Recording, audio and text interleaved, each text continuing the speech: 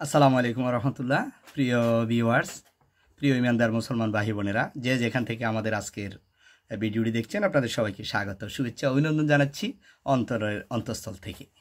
আজকে আপনাদের সাথে শেয়ার করব 151 নম্বর ভিডিও। আমাদের প্রতিদিন দুপুর 2টা বাজে আমাদের এই চ্যানেল থেকে একটি একটি করে হাদিসের ভিডিও আপলোড করে থাকি। তো আজকে খুবই চমৎকার এবং গুরুত্বপূর্ণ একটি হাদিস আপনাদেরকে পড়ে শোনাচ্ছি। আমি পড়ছি আমলের নিয়তে, আপনারাও শুনবেন আমলের নিয়তে। আল্লাহ তাআলা আমাদের সবাইকে আমল করার তৌফিক দান করুন। বিসমিল্লাহির রহমানির রহিম। হযরত আবু হুরায়রা রাদিয়াল্লাহু তাআলা থেকে বর্ণিত, নবী করিম সাল্লাল্লাহু আলাইহি সাল্লাম বলেছেন, মুয়াজ্জিনের গুনাহ ওই স্থান পর্যন্ত ক্ষমা করে দেওয়া হয় যে স্থান পর্যন্ত তার আজানের আওয়াজ পৌঁছে। অর্থাৎ যদি এত দূর পর্যন্ত জায়গা তার গুনাহ দ্বারা পরিপূর্ণ হয়ে যায়, তবুও সমস্ত গুনাহ ক্ষমা করে দেওয়া হয়। প্রাণী এবং প্রাণহীন যারাই মুয়াজ্জিনের আজান শুনতে পায়, তারা সবাই কিয়ামতের দিন তার পক্ষে সাক্ষ্য দিবে।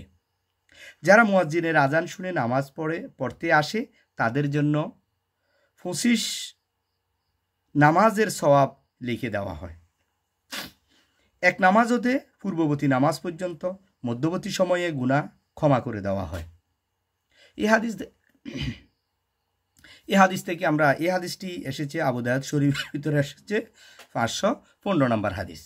এই হাদিসটিতে আমরা এটাই শিক্ষা অর্জন করলাম, যেটা হচ্ছে যে মুয়াজ্জিন আজান দিয়ে নামাজের জন্য মানুষদেরকে ডাকা হয়, এই আজানের আওয়াজ যতটুক পর্যন্ত যায় ততটুক পর্যন্ত এই মুয়াজ্জিনের যত গুনাহ থাকে সবগুলো গুনাহ আল্লাহ তাআলা ক্ষমা করে দেন।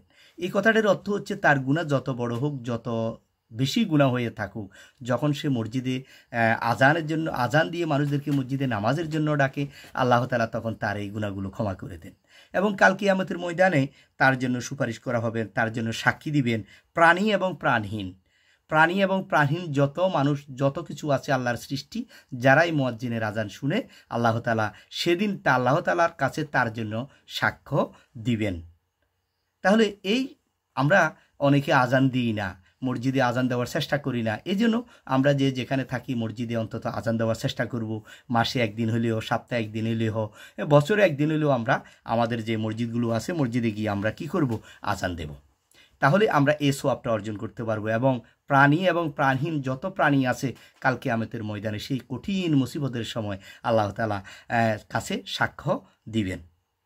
যে এখানে কোনো ওলামাদের মতানুসারে 25 নামাজের সওয়াব মুয়াজ্জিনের জন্য, 25 নামাজের জবাব মুয়াজ্জিনের জন্য এবং তার এক আজান হতে পূর্ববর্তী আজান পর্যন্ত মধ্যবর্তী গুনাহসমূহ ক্ষমা করে দেওয়া হয়। মানে হচ্ছে ফজরের নামাজ থেকে সে আজান দিল জোহরের নামাজ পর্যন্ত, জোহরের নামাজ থেকে আসরের নামাজ, আসর থেকে মাগরিব পর্যন্ত, মাগরিব থেকে এশা পর্যন্ত যেই ছোটো গাঢ় গুনাহগুলো হয়ে থাকে, আল্লাহ তাআলা তার গুনাহগুলো কী করে দেন? ক্ষমা করে দেন। এই জন্য আজানের গুরুত্ব অনেক। আমরা চাইব সবসময় মসজিদে গিয়ে আজান দেওয়ার জন্য।